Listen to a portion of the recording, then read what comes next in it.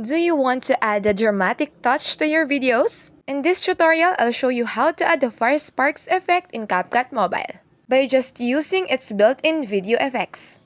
Let's get started. First step is to open CapCut Mobile and tap New Project. Select the video you want to edit, then tap Add to import it into the timeline. From the bottom toolbar, tap Effects, then choose Video Effects. Browse through the available effect categories, and you can use the search bar to search for Fire Sparks. Tap Fire Sparks to preview the effect.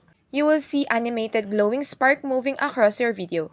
Also, you can make adjustments by just pressing the Adjust button and slide the slider all you want. Once you're happy with the preview, tap the check mark to apply the effect. Drag the left or right edge of the effect layer to control how long the spark appears. After that, you're done. But don't forget to play your video to preview the final result before exporting. And that's how you add the Fire Sparks effect in CapCut Mobile. Thank you for watching and happy editing. Don't forget to like, share, and subscribe. God bless you.